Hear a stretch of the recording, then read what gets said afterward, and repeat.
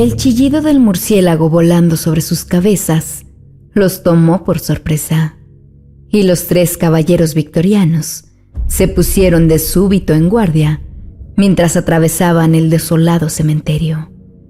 Al fondo, una abandonada iglesia de agudas cúpulas confería un toque siniestro al nuboso cielo iluminado por una enorme luna llena. El frío imperaba entre las brumas nocturnas y se hacía sentir calando sus huesos. Lucían prolijas camisas, corbatas y trajes con chalecos, cubiertos por largos abrigos que los protegían de la helada nocturna. Sendos sombreros hundidos hasta la frente completaban su sobrio atuendo. Tras dar muchas vueltas, los exploradores localizaron la grieta que conducía al panteón. Con cautela y disimulando su miedo, penetraron rumbo al vasto interior descendiendo por los escalones de piedra. En el neblinoso recinto se palpaba una vetusta sordidez. Desde las derruidas columnas flanqueando el pórtico hasta las rotas y descabezadas estatuas de mármol esparcidas en el suelo polvoriento, todo olía a vejez y muerte. Carecía de ventanas ese antro claustrofóbico, y por las escasas rendijas el viento gemía ululante. El dato que los había guiado hasta el macabro panteón parecía inverosímil, pero los detectives estaban resueltos a terminar con esa pesadilla a como diese lugar. Por eso, el inspector Johnson, líder de la pequeña comitiva, portaba esa puntiaguda estaca en su bolso. La incursión nocturna del terceto policial era clandestina. Si sus superiores hubieran tenido conocimiento de la misma, los habrían arrestado o, peor aún, habrían ordenado su reclusión en un manicomio. Pero los 3 policías estaban frustrados, tanto como para creer en la versión de que ese depravado criminal no era humano, sino un engendro de las tinieblas, un vampiro. Desde semanas atrás, las orillas del río Támesis se tiñeron de sangre, y el terror se había convertido en amo y señor. Mujeres, hombres e incluso niños conformaban las patéticas víctimas del letal homicida, y ellos, los encargados de salvaguardar a la población británica, llegaban siempre tarde, solo para recoger los cuerpos, esos cadáveres exangües con 2 profundos orificios en sus cuellos perforados. Avanzaron por aquel ambiente que a cada tramo se tornaba más tenebroso. Con la mano zurda aferraban la linterna y en la diestra empuñaban el revólver, prestos para repeler cualquier agresión. Pero nadie los atacó. El silencio respiraba en las sombras. Al final, detectaron un pasaje que daba hacia la única habitación existente. Si el sarcófago se hallaba en algún sitio, únicamente allí podría estar.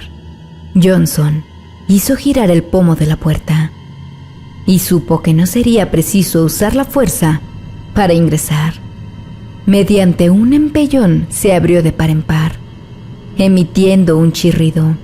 El detective jefe iluminó la penumbra con su linterna y entró muy decidido, seguido por sus subalternos. Decenas de telarañas tapaban los rincones y la humedad se filtraba por las agrietadas paredes. No encontraron un elegante sarcófago, sino un burdo cajón fúnebre, abierto y con la tapa echada a su lado. Se acercaron y lo vieron.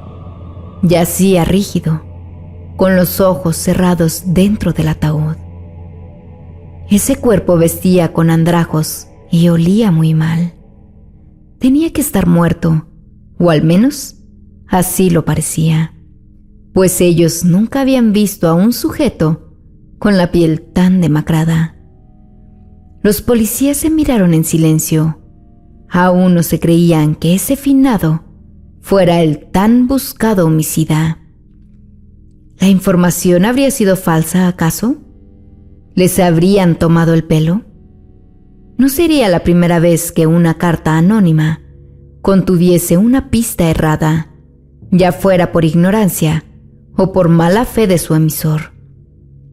Pero no podían haber ido hasta allí en vano, en esa noche gélida. No podían estar inútilmente en las entrañas de ese paraje abominable, con sus estómagos revueltos, sus corazones palpitando al máximo y sintiendo pavor, aunque fingieran coraje. Johnson colocó la punta de la estaca sobre el tórax inerme del difunto.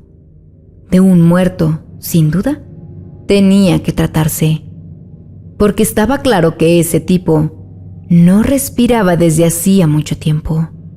Es más, de hecho, se empezaba a descomponer. La fetidez que exhalaba les afectaba el olfato. El inspector levantó su brazo para descargar la masa contra la base del palo aguzado, para traspasar el pecho de aquel ser maldito. La madera se insertó profundamente, tajeando la desgastada piel y quebrando los frágiles huesos al atravesar el cuerpo reseco, hasta clavarse en la columna vertebral. Los policías suspiraron de alivio. Nada anormal había sucedido. Pero entonces, sobre sus cabezas, oyeron alaridos y, seguidamente, el estrépito de dos cuerpos desplomándose desde el techo. Las siluetas femeninas impactaron contra el piso y, sin mostrar daño alguno, se incorporaron. Sin ser advertidas, habían estado prendidas como lapas a la techumbre. Esas dos mujeres casi desnudas rezumaban sensualidad. Con ojos atónitos, los detectives las observaron aproximarse. No se mostraban violentas, sino que parecían ofrecerse sexualmente. Sus senos voluptuosos rebasaban los escotes. Sus piernas lucían atractivas bajo las estrechas faldas, y sus rostros, aunque pálidos, eran hermosos, excepto por los filosos caninos sobresaliendo de sus rojos labios. Al quedar frente a los dos subordinados, de súbito, se volvió evidente que sus intenciones no eran eróticas. Saltaron con agilidad felina sobre los hombres, tratando de morder sus cuellos, generando un grotesco forcejeo. Johnson desenfundó su pistola, pero temía disparar contra las arpías, pues en el fragor de la lucha podía errar los tiros y terminar matando a sus ayudantes. En ese momento, entraron otros dos sujetos.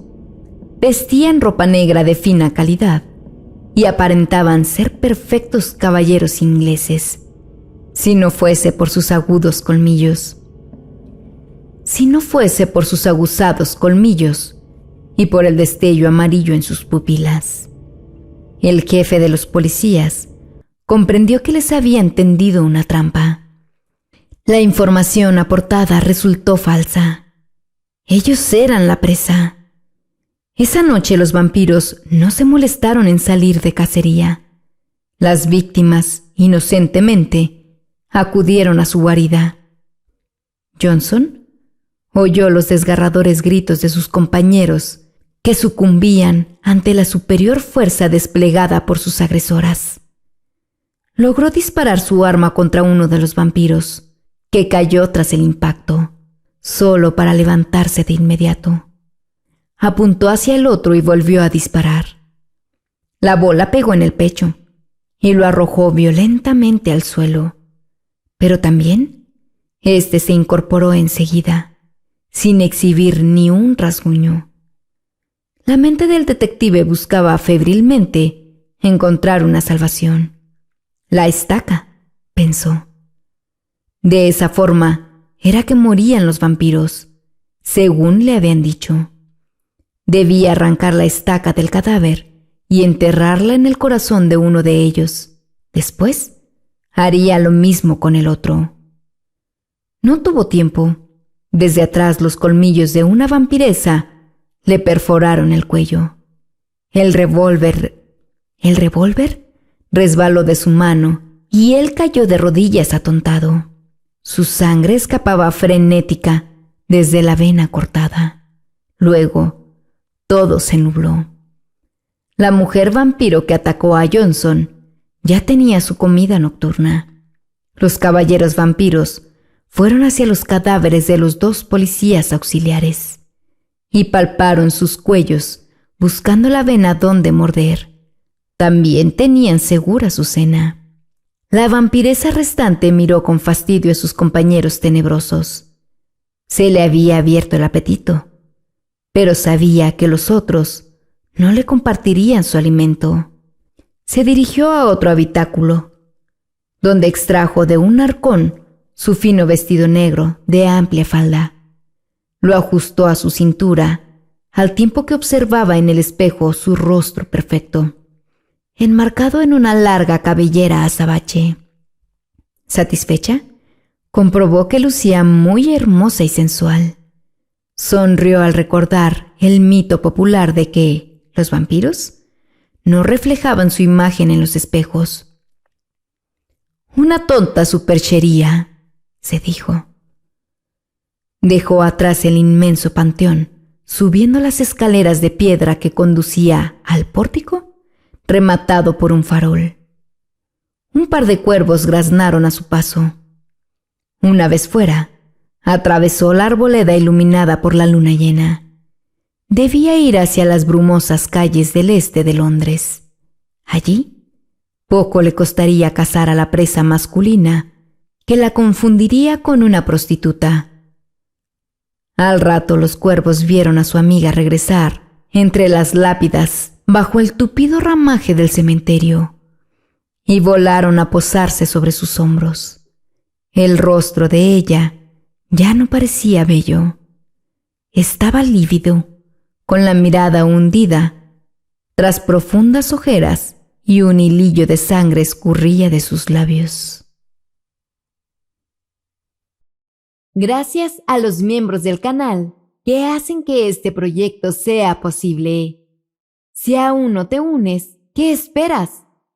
Pero si no está en tus posibilidades, comenta un gracias y deja tu like para que nuestro contenido pueda llegar a más personas.